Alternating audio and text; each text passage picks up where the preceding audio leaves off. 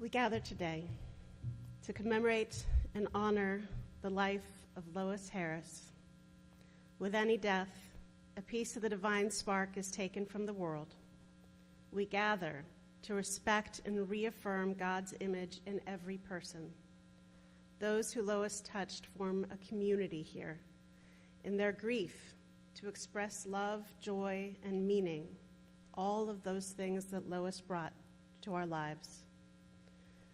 Mourning is a time filled with many emotions and memories. In this difficult time, may Lois's loved ones find that God is with them always, even in times of their greatest pain. Their sorrow is heard, their loss is felt. Hear them, O God, be with them. We begin our service with the recitation of psalms, prayers, and meditations, thus linking Lois's life with the millennia-old tradition of the people Israel and the eternity of God.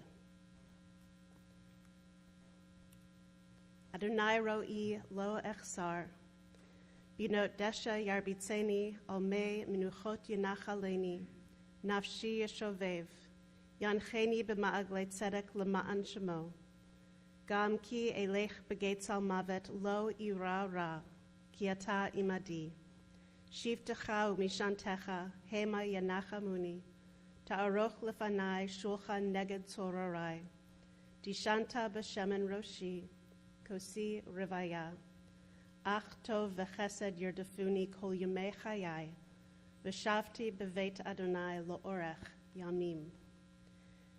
In translation, Adonai is my shepherd, I shall not want.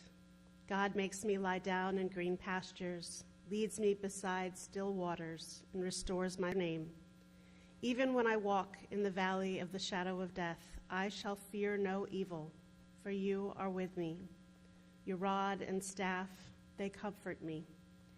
You have set a table before me in the presence of my enemies.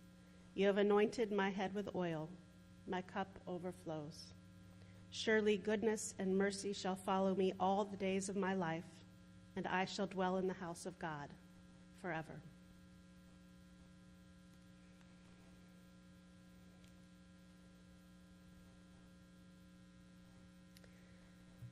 Psalm 15. Adonai, who may abide in your house, who may dwell in your holy mountain? Those who are upright, who do justly, who speak the truths within their hearts, who do not slander others or wrong them or bring shame upon them, who scorn the lawless but honor those who revere God, who give their word and come what may, do not retract, who do not exploit others, who do not take bribes. Those who live in this way shall never be shaken. From childhood to maturity and youth to age, from innocence to awareness and ignorance, from weakness to strength or strength to weakness, and often back again. From health to sickness to love, from joy to gratitude, from pain to compassion, and grief to understanding, from fear to faith, from defeat to defeat to defeat, until looking backward or ahead, we see that victory lies not at some high place along the way, but in having made the journey, stage by stage, a sacred pilgrimage. Birth is a beginning and death a destination, and life is a journey, a sacred pilgrimage to life everlasting.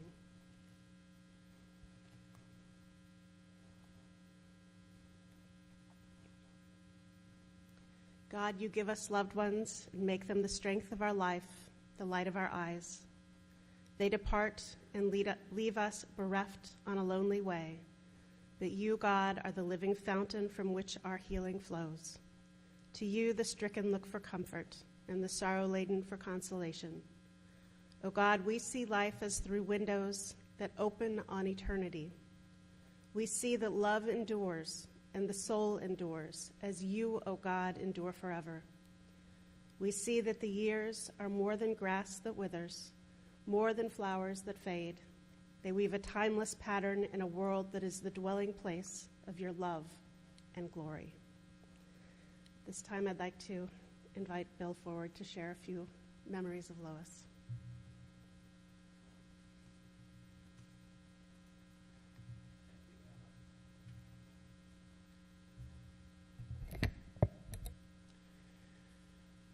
In the parental sweepstakes, Julie and I hit the jackpot. We could not have asked for better parents. Our mother, whether she was to you, Lois, Loie, mother, Nana, was beautiful, stylish, loving, encouraging, accepting, welcoming, witty, creative, smart, very smart, strong, very strong. Plus a score or more of adjectives that I could go on and on. But you already know this. You don't need me to tell you this, so I won't. I really didn't come up here to eulogize our mother. To truly do her justice would take me hours. And I just don't have it in me right now. I'm still a little numb. I'm going to leave the eulogizing to Andrew and to Julie. I just came up, really, because I want to say thank you. Thank you for being here. Whether you're those who are here literally in Temple, or those who are watching on the internet, literally all over the world, where it is ridiculously early in the morning in Hawaii, ridiculously late at night in Japan. Thank you for being here. I especially want to thank you for carrying our mother in your hearts, which I know you all do, for she will live on in the memories of those of us left behind.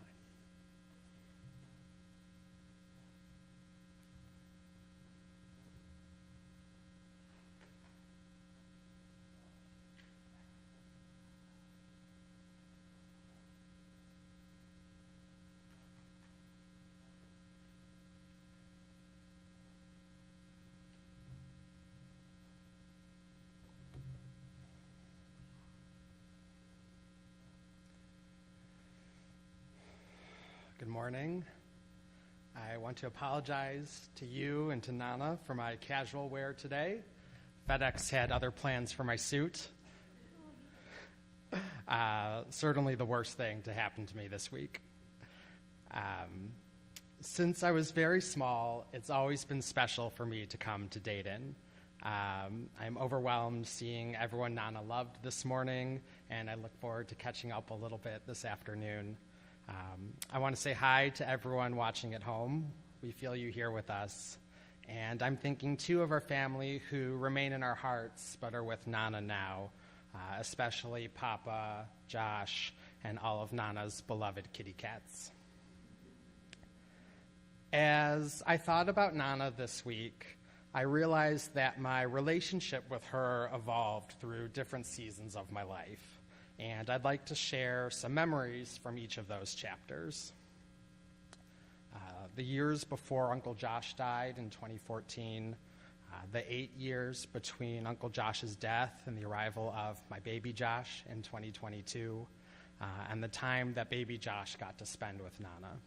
So I'd like to share some memories from each phase. Whether they get to know them or not, all children have grandparents. But I was lucky enough to have a Nana and a Papa. For as long as I can remember, we would drive from Detroit to Dayton to visit Nana and Papa and all of our Dayton family. We'd go to the Boonshaft before it was called that, and marvel at the big blue clock while it still overlooked I-75. I saw it driving to the hotel yesterday and thought of Nana and Papa too. We used to love listening to the Drifters and Chicago and Paul Simon together. You Can Call Me Al is something of a family anthem, and it's been at least a decade since I've been able to listen to it without crying. In between visits, we would talk on the phone regularly. Before reaching kindergarten, I had Nana and Papa on speed dial, and I would call them most days. Nana and Papa provided emotional stability and unconditional positive regard during what was often a tumultuous childhood. My relationships with them were serene and uncomplicated, and remained so until they each passed. Especially after Papa died, Nana would frequently visit us in Michigan. She became something of a fixture with my group of friends. I didn't know my friends' grandparents nearly as well as those dozen or so boys got to know Nana. And she could hang. Nana had a lively sense of humor and wasn't squeamish when our teenage boy conversations devolved, as teenage boy conversations often do. I can't remember a single time that she chastised me for crossing the boundaries of polite conversation or comedic taste. Nana's birthday and Uncle Josh's yahrzeit are 2 days apart. After Josh died, I started visiting Nana each year in July. I would go to Pitchfork Festival one weekend and spend a few days with Mom and Nana the next weekend. Most of us here today know that Dayton is the food capital of the United States. It's true. With 36 hours, you can hit China Cottage, Marion's, the Pine Club, and still have room for Bob Evans on Sunday morning. That's good eating. That took up most of our attention, but we need something to occupy us in between. One show we'd watch during later visits was a History Channel show called The Food That Built America. It's this kitschy docudrama where they talk about the history of different fast food chains with a mix of talking head commentary and historical reenactments. Nana loved it because it combined her passion for food, learning, and basic cable. I loved it for its low-budget charm. Nana got a big kick out of it, and it beat watching the news. We would play on our iPads, chit-chat, and generally putz around until dinner time. These visits became a cherished tradition, simple, comforting, and joke-filled. But in 2022, my relationship with Nana took on a new dimension. When Deborah got pregnant, Nana was our first call after we told our parents. Deborah and I knew that we wanted to use a J name, but we weren't sure if using Josh was the right choice. Would it be too hard to hear his name so often? I was particularly concerned about how my mom would feel. I rarely needed Nana to triangulate around my mom, but on this topic, I asked Nana first. She and my mom had already discussed it, and I had the green light. We were all at Nana's house when I told my mom the news. And oh my goodness, did Nana love baby Josh. She was always the first to like his pictures in our shared photo album and would gush over the tiniest details from his daycare videos. The feeling was mutual. Josh loved to FaceTime with Nana, and they did so regularly. When we arrived in Florida last week, Josh was over the moon when we got out of the car and saw Nana. He was jumping with joy. I've never seen him so excited. I didn't know my great-grandparents, and I think Josh is right on the edge for how he'll remember Nana. But through stories and photos, Deborah and I will do everything we can to help him know her. Despite the betrayal of her hips and knees, Nana never looked or acted as old as she was. She remained youthful till the end. But I knew she was no spring chicken and that every phone call and visit was precious. It meant the world for Nana to sign the ketubah at my wedding, and one of her last big trips was to Josh's bris. I really thought she'd light a candle at his bar mitzvah. I miss her when I want to send her funny cat videos or tell her about my band or Deborah's work or Josh's newest silliness. I love talking to her for her wisdom and humor and open-heartedness. In the song I mentioned earlier, Paul Simon sings, "Who will be my role model now that my role model is gone?" I miss my role model terribly. May her memory be a blessing.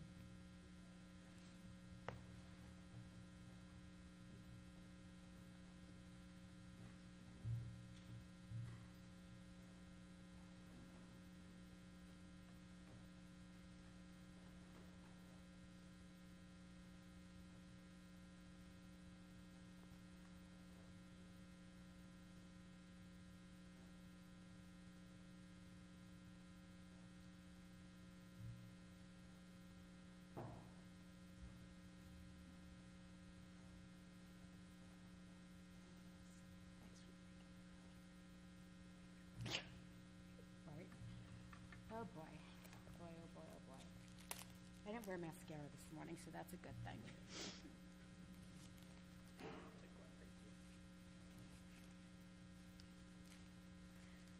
Okay, I'll get composed here a little bit. Yeah. I'm working on it.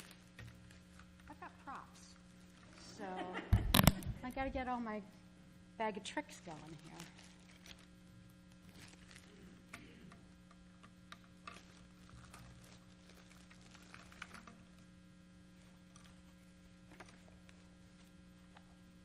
I also need my eulogy.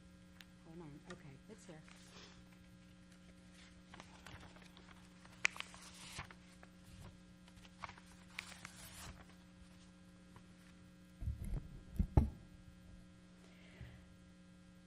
First and foremost, as Bill said, and as Andrew said, I'd like to thank everyone who is here in person or is live streaming today. Most of you are here because my mom, I called her Nana too, impacted your life directly or indirectly in some way. Rabbi Karen and Courtney,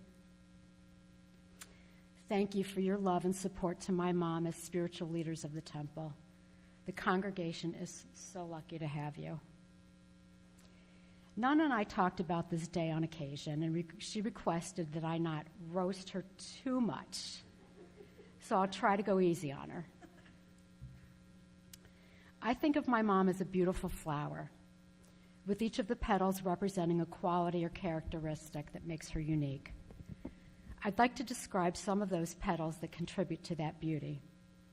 Bill and Andrew have already touched on a few. The first petal is her tremendous sense of family and her place in the family. Many of you here know that she was the fixer of the family through the years during times of crisis. She always had the steady hand and the clear mind, and she would take charge of the situation until the crisis was averted. She was also the glue that kept the family together. In my childhood, Saturdays were always for multi-generational lunches at Elder Bierman, which were treasured by all who participated. We had a special table and a waitress named Grace who would always greet me with, "Miss Julie, what may I serve you?" She treated us royally. The lunch group consisted of my grandmother, Bee, Aunt Jessie, Aunt Louise, Aunt Rhea, Bobby, Vicky, my mom, and often Bill and I would tag along, and then whoever else might be in town at the time. And those were magical days and magical moments. The next petal is her mechanical and artistic abilities kind of combined together. She was the only person in the family who was capable of fixing anything. She could repair, jerry-rig, paint, draw, sew, knit, and simply create things from her own imagination. For example, in my childhood bedroom hung 4 of her beautiful watercolor paintings that were inspired by greeting cards that she thought were cute and would be the perfect decoration for my bedroom. Those water paintings now proudly adorn our guest room walls, and my mom was always so happy to see them in there. Not all of her efforts to be helpful were 100% successful, however. Here comes a little roasting time. One epic fail occurred around 1984 when she put steering fluid instead of oil in my Honda Civic. 4 on the floor, mind you, 4 on the floor. I was about 18 miles away from Dayton in my drive back from West Bloomfield when the engine seized up. With cell phones still several years away, I was stranded on the I-75 outside Sydney, Ohio. Had to be picked up by somebody to take me to call her. I could have been, who knows what. Okay, so we can roast a little bit. Her organization skills were remarkable. Her world was an array of problems and puzzles just waiting for her to solve. She loved nothing more than wandering around the Container Store or a hardware store looking for tools to implement her ideas and solutions. Okay, so when she couldn't do that, that's what the internet was for. She was super excited after her hip surgery that she could actually peruse the aisles of a Container Store, and there happened to be one nearby. She recently moved from a very large 5-bedroom house that she was in for 46 years with ample storage to a 2-bedroom apartment with little storage. She had every space-saving device in her apartment that you could possibly imagine. There was a place for everything, and everything was in its place. She also loved gadgets. The first thing she gave me when I was living on my own was this lemon zester. Because everyone needs a lemon zester when they move into, this was before like a micro-grading thing, you know. Anyway, got my lemon zester. That was like just the beginning. I and many others have been the recipients of one product or another that Nana thought was great, but made the rest of us scratch our heads a little bit. Nana just couldn't resist. For example, when I looked through her purse after she died, I found the following items. We've got this glasses cleaner that she had to show me just how it's used. Oh, look, there's a brush so you can, like, wipe the schmutz off before you, like, swirl this around. And, yes, she bought this in a multi-pack, so I'm taking orders if anybody would like them. Because the rest of us, you know, soft claws just aren't enough. Okay. Did you? I have one. Did she give you one? Okay. She'd be proud of me. She would be so proud of you. Nana. There's one. Okay. Then we had the good old purse holder, right? Because she was a big believer, you never put your purse on the floor. You put it on a chair or something. She didn't like it on a table either because who knows if the purse had already been on the floor. So she had this, so when you go into a restaurant, you can hang your purse. I'm sure I have an assortment of those in her things, so again, I'm taking orders. All right. And then a tape measure, because you just never know. But it was always there. And of course, here's a shout out to P&G, the Tide pen. Oh my gosh, where would we be? Her intelligence, sense of humor, and her incredible memory are additional petals on the flower that is Nana. Her memory at 86 could rival anyone who is 50 or 60 years younger. She would often say to me, "Do you remember when?" And I would invariably say, no. And she would proceed to regale me in detail with one anecdote or another. And this was just last week. She had not lost a beat. I can go on and on. Actually, I'm not ending with this, but this is what it says. The past 18 months since Nana moved to Florida were an absolute joy for both of us. We were 5 minutes away from each other, and to have this time together has been the greatest gift of all. It was incredibly fitting and beautiful that her last meal out was with 4 generations together, Dave and me, Andrew and Deborah, and little Joshie for lunch. So taken together, all these traits represent petals in the magnificent flower that we called Nana. I've spoken to her for nearly every day for the past almost 63 years, and she has always been my rock, and her voice will always live on within me. And now, if you will please just indulge me, 3 weeks ago, Nana and Dave and I went to a scholar-in-residence program at my Temple Judea in Florida, where Rabbi Karen Kadar read a poem that touched my heart, and I knew that one day I would read it at her funeral. I just never, ever dreamt that it would be this soon. The poem is called From a Mother to Her Girls.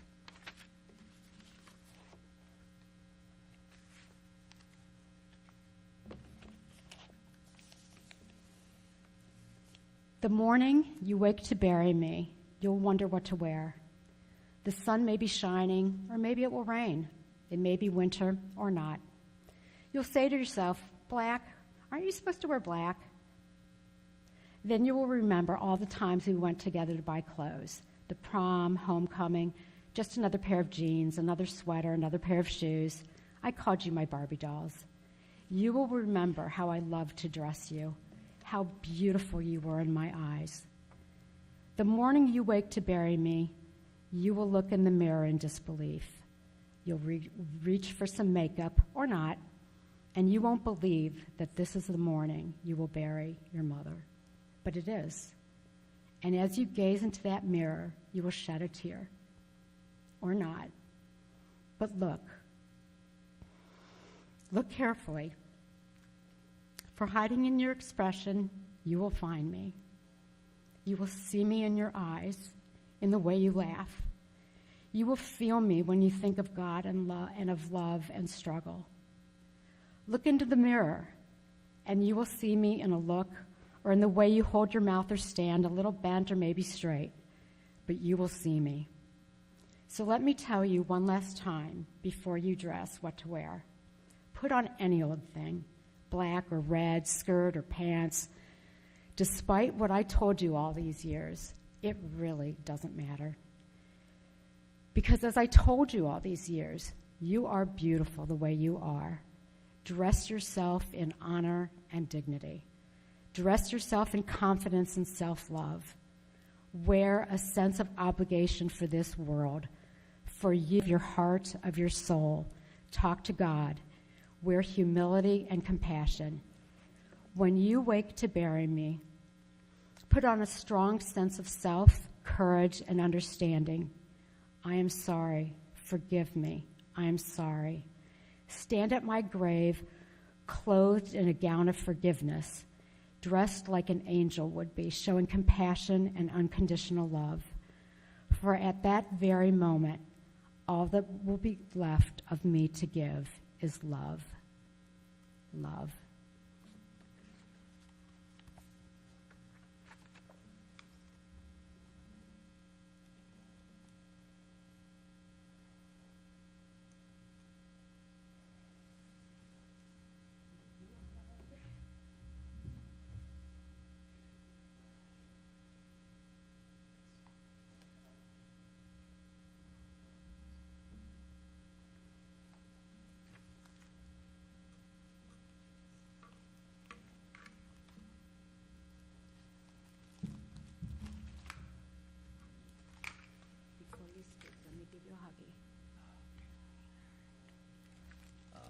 I'm Dr. Sinnathambe.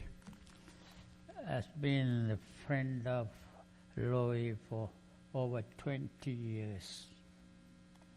During this period, we spent 6 months in Fort Myers and 6 months in Dayton. Those 6 months were so good. Everything was. She treated me like a king. In short, she was a very wonderful woman, well educated, always friendly with others. And I was lucky to have her. Then all of a sudden, something fell in. She one time said I had palpitation last night. Then she said, it went away, nothing, it's my food. Then another day she had palpitation for many hours. So in the morning she said then, I sent her to my son's clinic to evaluate her. Lot of unexpected surprises happened.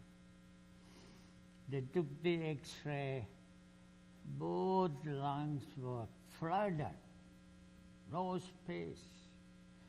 How she carried this without shortness of breath, without pain, without cough? Probably she didn't tell us. When we looked at it, we thought, gosh, getting her back to normal life is impossible. But Lois had the most positive attitude. She told me it was not my fault. I haven't smoked for decades, so I'm not going to worry about it. I'll take it whatever it is. That's one surprise.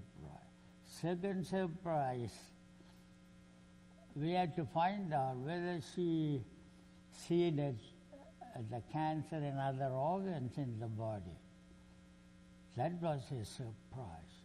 Every organ was free of it. Only the lungs. Third is the treatment. Of course, we have much better treatment and all. So started the mononuclear antibodies. But I read the side effects. It's a page long. People would say, no, I don't want this, I'd rather die. Louis didn't say that. We are going to try. Fortunately, he had very few minimum side effects. Things went good. Gradually came down. The last one, she had few cells in them, and it looked so good, very good. Okay. So I even suggested to her, after this, we'll go back to Dayton like before. Treatment was very effective. She had only a couple of more. Meanwhile, she would come to Dayton to see me and all, you know. The last one, she came, spent 4 or 5 days, then she wanted to come back for treatment.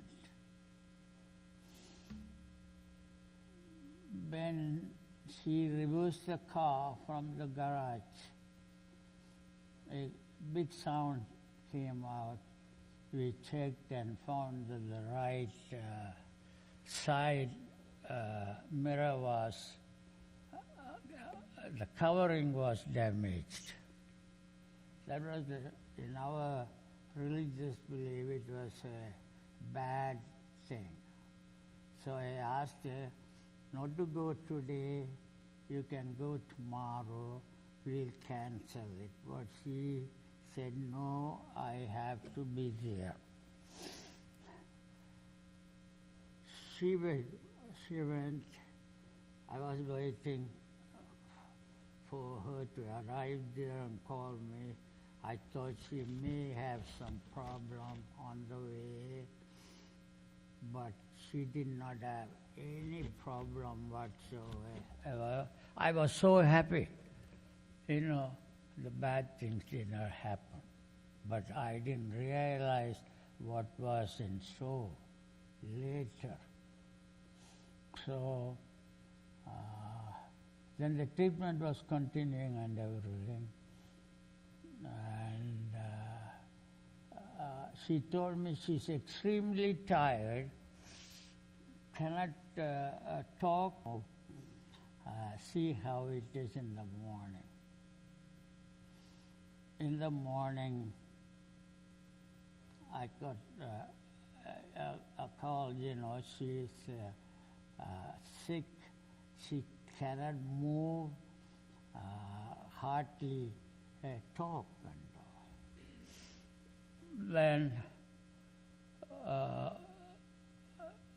Then she went out or something like that. It became impossible for her to move around.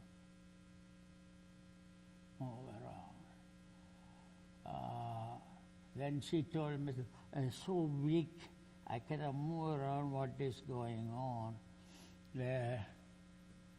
That's the time she came out, collapsed. Which came first, I don't know, and died.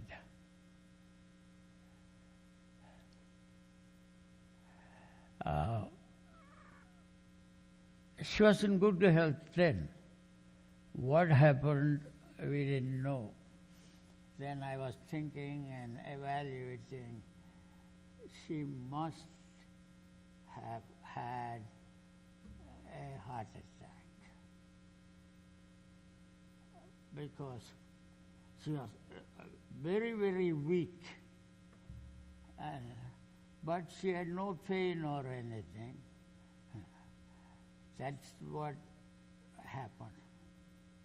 I think. I could be wrong, but then when she fell down, she hurt her head, and they investigated further. There was no bleeding in the brain.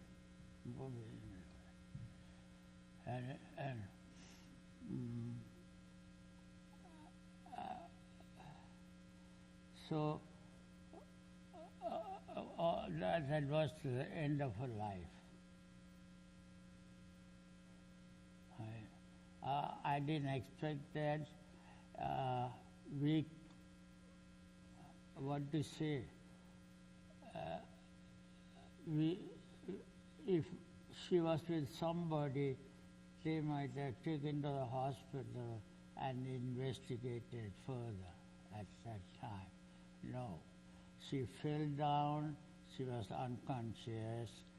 That was the end of it. May God bless her.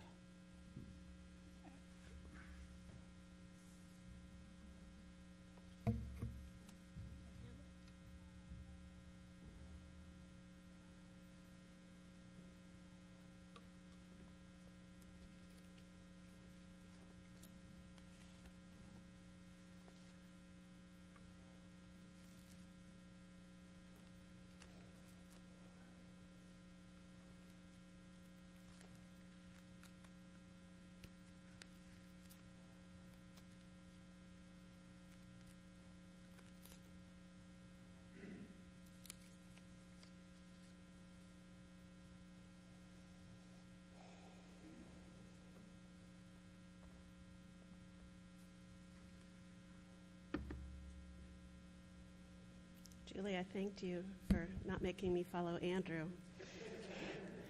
But now I'm thinking, it's always, it's an honor, of course, to be able to share thoughts about your mom, but it's been really heartwarming to hear from you, from Thambi, from Andrew, in such meaningful and beautiful ways. And I just want to say thank you.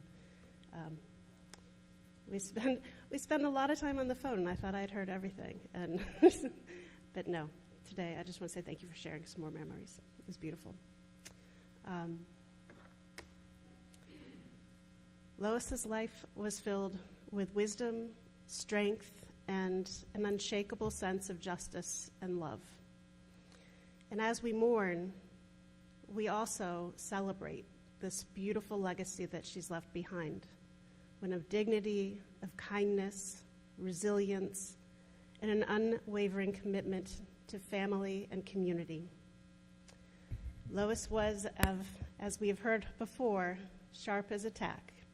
Her mind was always working, always making connections, whether it was tracing family genealogy with uncanny accuracy, engaging in deep and meaningful conversations, or wielding her keen sense of humor with a delivery so smooth you wouldn't realize it was a joke until halfway through. She had a way of bringing people in, making them feel at ease, and, when necessary, holding them accountable. She embodied her kindness was not a soft kindness, but it was a strong, intentional kindness rooted with dignity, a value she passed on to her children. At a time when racial tensions were high, she and her family never wavered in their belief that all people would be accepted and embraced. While others fled, Lois stayed put, remaining committed to the diverse community that shaped her and that she in turn helped shape. She never sat at home. She did sit at home. She never just sat at home. She was deeply engaged in her civic life, advocating for education, working on school boards, and supporting local levies. And she understood that building a strong community required effort dedication, and showing up. And that's what Lois did. She showed up. She took responsibility. She believed in action. Lois was a guiding presence in the lives of those around her. And I think of those who have shared how much she supported them, whether with practical advice or gestures of care.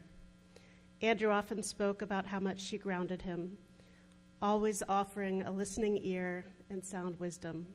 He and Deborah recalled moments like when they found themselves regretting their first apartment together. It was Lois who not only empathized but also quietly offered support, reminding them that their problems were temporary and that they could weather any storm. Lois's generosity was a hallmark of her life, a generosity that extended to material goods, like we saw with small little gifts, but as well specifically to emotional support. And she passed down, I know, Deborah, you had shared with me that furniture that she gave, despite being decades old, was a testament to her careful stewardship. And it helped turn your house into a home. Whether it was finding treasure in tangible objects or in the hearts of her loved ones, Lois knew how to care for what mattered most. Her deep connection was particularly evident in her relationship, as we heard, with her grandson, Josh. Deborah fondly remembered how Lois would light up when seeing him grow, especially celebrating every milestone. Whether it was his ability to spell his name or mastering new skills, Lois shared in the joy of parenting from a place of wisdom, seeing the magic in Josh's development, delighting in every moment. Lois was an example of how strong women shape those around them. Deborah shared with me that the impact that she had on Andrew helped to shape him into the man that she would marry and as part of her enduring legacy. As you, Deborah, now pass down those same values to your son, Josh, we can see how Lois's influence continues throughout all of the generations to follow. Lois was independent, but never alone. Lois cultivated deep, lasting friendships. Florida didn't sever those ties. Instead, she continued to build relationships, even as she remained rooted in her commitments. As we saw, her bond with Thambi was a joy, and the companionship that they shared was truly a blessing. Lois's relationships were a part of the very fabric of who she was, connecting to people, being loyal to her family, and always a part of the community. Now, we heard already that her humor was legendary. Lois never flinched, never backed down from a good joke, even the ones that weren't grandma appropriate. She had an uncanny ability to read a room, to know exactly what to say and when. Her tact and understanding of people allowed her to navigate life's complexities with remarkable grace. And when the moment called for it, she would wield the voice, a force of nature that commanded attention and made it clear that Lois was not to be trifled with. She always carried herself with dignity, putting her best foot forward, whether it was insisting on doing her hair and makeup, even in the last days of her life, or reminding others to stand up straight and to put on their lipstick. Lois understood that how we present ourselves to the world matters. It was more than appearances. It was self-respect, about facing the world with confidence and with purpose. Always, even in her hardest moments, she showed grace under fire. She was a pillar of strength for her children, Julie and Bill, for all who knew her. She rarely let the weight of the world show, always pressing forward and being resilient. And yet in those rare moments when the mask would slip, when the raw emotion of a difficult situation surfaced, it was powerful, a testament to just how much she carried with her. Lois was the anchor of her family. She gave selflessly, often without acknowledgement, and always ensuring that those she loved were cared for. She was the voice of reason, the guiding force, the one everyone could count on. Even when she had little to give, she gave anyway, because that was who she was. Lois's legacy is one of love, strength, and unwavering dedication. It was more about living Jewishly. She led by example, demonstrating what it meant to be a committed member of the Jewish community. Whether serving as president of B'nai B'rith Women, teaching religious school, or simply making Jewish values the foundation of her home, Lois embodied what we say is l'dor vador, passing on traditions and lessons from one generation to the next. Even in Florida, one of her first priorities, I was so excited to hear this, was finding a synagogue, ensuring that Jewish life remained central to her identity.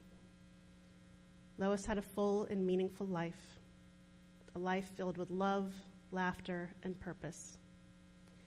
She leaves behind a family that cherishes her, stories that will be told for generations, a legacy of strength, kindness, and integrity.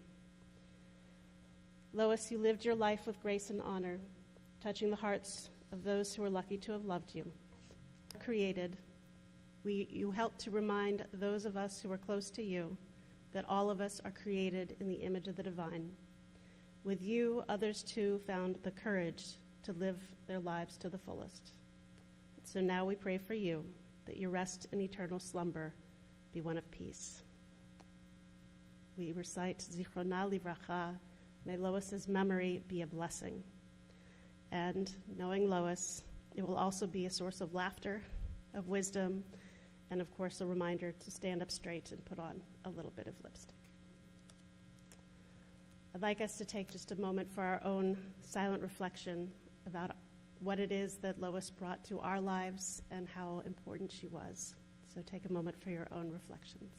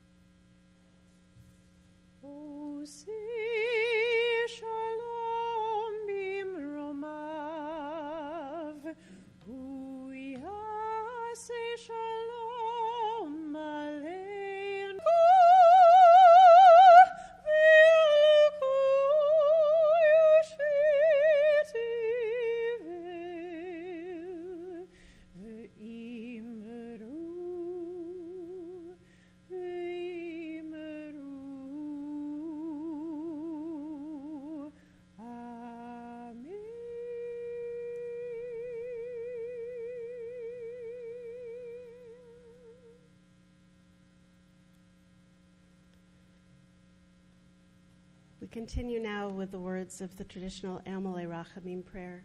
I'll invite you, if you are able to, please rise.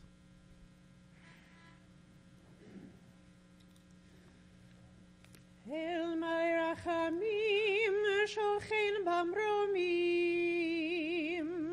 hamzim nuchan nuchana tachat chanvim utorim kezuhar harakia mazirim et nishmat hanalea shel chalolama val harachamim yasirim b'siter g'nathav l'lamim v'yitror b'yitror ha'chaim et nishma v'tanuach b'shalom al mishkava v'nomar Amen.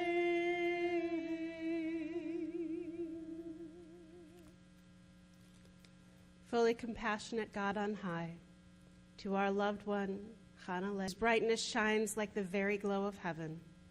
Source of mercy, forever enfold her in the embrace of your wings. Secure her soul in eternity. Adonai, she is yours. May she rest in peace, as we together say, Amen. Amen. At this time, we call forward our pallbearers. We'll continue with our procession to the cemetery, and following that, there will be an opportunity for us to share a meal of consolation.